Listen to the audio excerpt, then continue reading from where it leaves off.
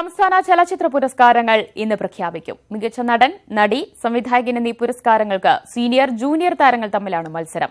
Joju George, Fahad Fazil, Jayasurya, Mohanlal എന്നിവരാണ് മികച്ച നടന്മാരുടെ പട്ടികയിൽ മുന്നിലുള്ളത്. വിവരങ്ങളുമായി ന്യൂസ് ഡെസ്കിൽ നിന്ന് ഗോപിക സുരേഷ് ചേരുകയാണ്. ഗോപിക, ഇത്തവണ ആരൊക്കെയാണ് പട്ടികയിൽ മുൻപന്തിയിലുള്ളത്? പ്രധാനമായും ഇപ്പോൾ വന്ന യുവതാരങ്ങൾക്ക് തന്നെയാണോ സാധ്യത കൂടുതലുള്ളതും? ദിവ്യ, 49ാമത് സംസ്ഥാന ചലച്ചിത്ര പുരസ്കാരങ്ങളാണ് ഇന്ന് പ്രഖ്യാപിക്കുന്നത്. രാവിലെ 11:30 സാംസ്കാരിക മന്ത്രിയാണ് പ്രഖ്യാപനങ്ങൾ നടത്തുക.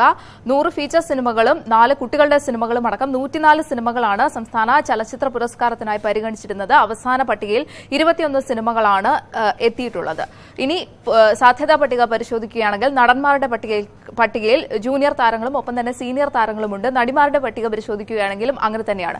നടന്മാരുടെ പട്ടികയിൽ ജോജു ജോർജും ജയസൂര്യയുമാണ് ഏറ്റവും മുന്നിലുള്ളത്. ഞാൻ, മേരിക്കുട്ടി, ഒപ്പം തന്നെ ക്യാപ്റ്റൻ എന്നീ സിനിമകളിലൂടെയാണ് ജയസൂര്യ സാധ്യതാ പട്ടികയിൽ ഏറ്റവും കൂടുതൽ മുന്നിൽ നിൽക്കുന്നത്.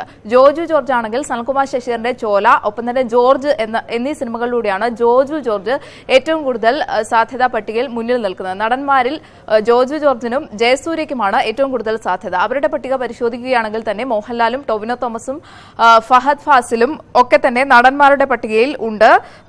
നിവിൻ പോളിയും ദിലീപും ഒക്കെ തന്നെ നടന്മാരുടെ പട്ടികയിലുണ്ട്. എന്നാൽ ഏറ്റവും കൂടുതൽ സാധ്യത ജോജു ജോർജിനും ഒപ്പം തന്നെ ജയസൂര്യയ്ക്കുമുണ്ട്. മൂന്നാമതായി ഫഹദ് ഫാസിലും സാധ്യതാ പട്ടികയിൽ മുന്നിട്ട് നിൽക്കുന്നു എന്ന് തന്നെ പറയാം. നടിമാരുടെ പട്ടിക പരിശോധിക്കുകയാണെങ്കിൽ ചോല, ഒപ്പം തന്നെ കുപ്രസിദ്ധ പയ്യൻ എന്നീ സിനിമകളിലൂടെ നിമിഷ സജയനാണ് നടിമാരുടെ പട്ടികയിൽ ഏറ്റവും കൂടുതൽ മുന്നിട്ട് നിൽക്കുന്നത്.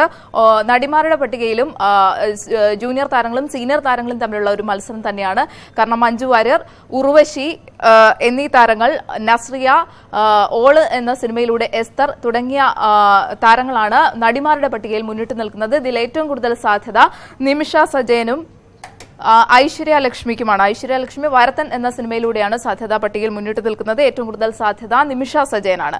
ഇനി ചിത്രത്തിനും സംവിധായകർക്കുമുള്ള പട്ടിക പരിശോധിക്കുകയാണെങ്കിൽ അവിടെയും രാജ്യാന്തര പുരസ്കാരം നേടിയവർ മുതൽ പുതുതലമുറക്കാർ വരെ ഉണ്ട് എന്ന് തന്നെ പറയാം.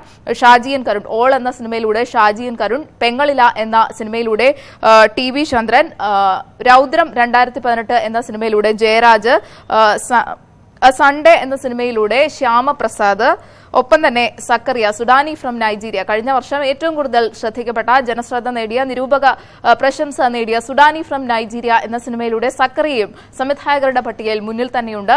ഒരുപക്ഷെ നവാഗത സംവിധായകനുള്ള പുരസ്കാരവും സക്കറിയയ്ക്കായിരിക്കാം. അല്ലെങ്കിൽ മികച്ച സംവിധായകനുള്ള പുരസ്കാരം സക്കറിയയ്ക്ക് ലഭിക്കാനുള്ള സാധ്യതയുമുണ്ട്. ഒപ്പം തന്നെ കഴിഞ്ഞ വർഷം ചിത്രീകരിച്ച ചോല എന്ന സിനിമയുമായി സനൽകുമാർ ശശിധരനും സംവിധായകരുടെ പട്ടികയിൽ മുന്നിൽ തന്നെയുണ്ട്. പ്രിയനന്ദൻ, സൈലൻസ് എന്ന സിനിമയുമായി പ്രിയനന്ദനും ഉണ്ട്. സൈലൻസ്, ചോല എന്നീ സിനിമകൾ ചിത്രീകരിച്ച് സെൻസറിംഗ് കഴിഞ്ഞതേ ഉള്ളൂ. ആ സിനിമകൾ റിലീസ് ചെയ്തിട്ടില്ല. സംസ്ഥാന ചലച്ചിത്ര പുരസ്കാരങ്ങൾ ഇന്ന് ഉച്ചയോടുകൂടി പ്രഖ്യാപിക്കും. മിക്ക പട്ടികയിലും സീനിയർ, ജൂനിയർ താരങ്ങൾ തമ്മിലുള്ള മത്സരമാണ് ഇന്ന് കാണാൻ കഴിയുന്നത്. വിശദാംശങ്ങളാണ് ഗോപിക സുരേഷ് നൽകിയത്.